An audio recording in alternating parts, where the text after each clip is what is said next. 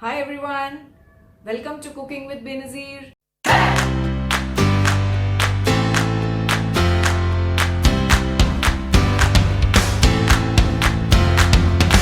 Mutton pulao बनाने के लिए हमने एक प्रेशर कुकर में ले लिया है आधा कप तेल।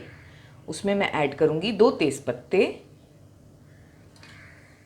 1 बड़ी इलायची, 2 छोटी टुकड़ी दालचीनी, 3 लौंग, 1 बादियान का फूल, 8 से 10 काली मिरी, 1 टीस्पून जीरा, हाफ टीस्पून शाजीरा, 2 छोटे प्याज इस तरह से स्लाइस करके, नमक, 3 टेबलस्पून अदरक लहसुन का पेस्ट। हम इसे मिक्स कर लेंगे और इसमें आधे ग्लास के करीब पानी डाल देंगे। बस ये देखिए, इस तरह से हमें इसमें थोड़ा पानी ऐड करना है, आधे से पौने ग्लास के बीच में। हम अब फ्लेम को ऑन करेंगे और लिड कवर करके हम इसे पकाएंगे। पहले हम इसे 1 विसल तक हाई फ्लेम पर पकाएंगे, फिर 7 से 8 मिनट हम इसे लो फ्लेम पर पकाएंगे। हमने प्याज और मसाले को पका लिया है 8 से 10 मिनट। आइए अब हम इसे चेक कर लेते हैं।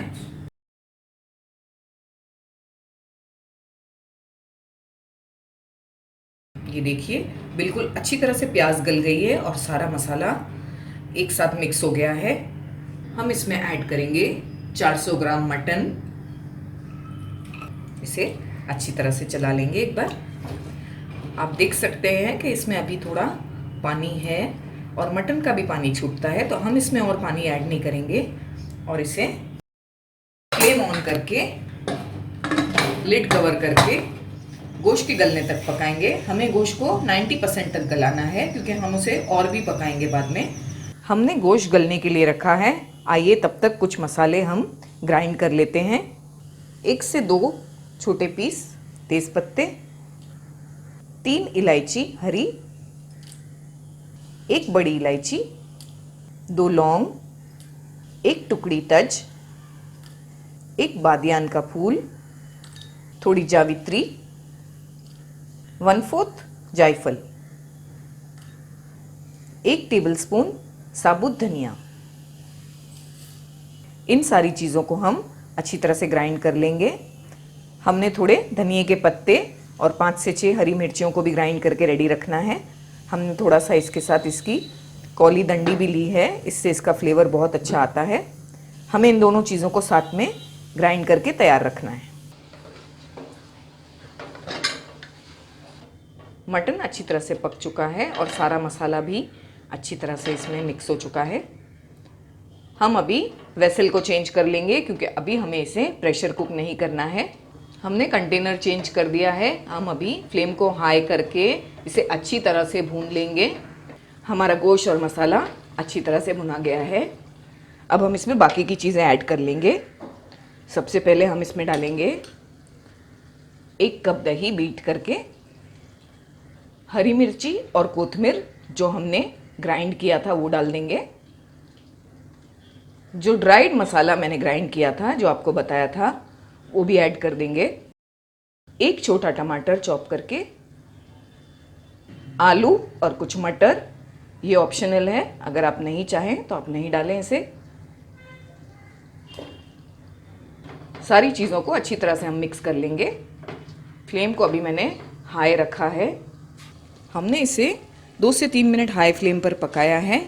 अब हम फ्लेम को लो करके लिड कवर करके इसे 5 से 10 मिनट पकाएंगे। हमने 1.5 कप चावल को 1 घंटे पहले धोकर भिगा दिया था। अब ये हम उसमें डाल देंगे। दोस्तों, मेरी आपसे ये रिक्वेस्ट है कि आप मेरे चैनल को ज़रूर सब्सक्राइब करें, ताकि मेरी आने वाली रेसिपीज़ आप मिस ना करें और सबसे पहले देखें।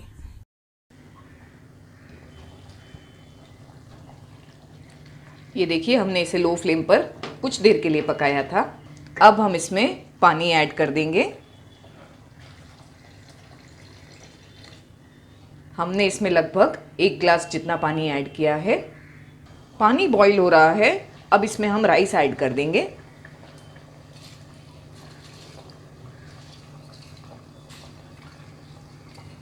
साथ में हम ऐड कर देंगे नमक। अच्छी तरह से मिक्स कर लेंगे। फ्लेम को हाई ही रखना है हमें अभी कुछ देर के लिए। देखिए हम इसे हाई फ्लेम पर पका रहे हैं। हमें इसे 4 से 5 मिनट पहले हाई फ्लेम पर पका लेना है। हमें इसे बीच बीच में चलाते रहना है ताकि ये नीचे चिपके नहीं। अब हम फ्लेम को बिल्कुल लो कर देंगे और लिड कवर करके इसे 8 से 10 मिनट तक पकाएंगे। पर ध्यान रहे फ्लेम को आपको बिल्कुल लो करना है। हमने इसे लो फ्लेम पर 10 से 15 मिनट पका लिया था। चावल बिल्कुल अच्छी तरह से रेडी हो गए हैं। आप चाहें तो इस पर ये पॉइंट पे थोड़ा सा घी भी ऐड कर सकते हैं। हम फ्लेम को बंद कर देंगे और इसे सर्व करेंगे।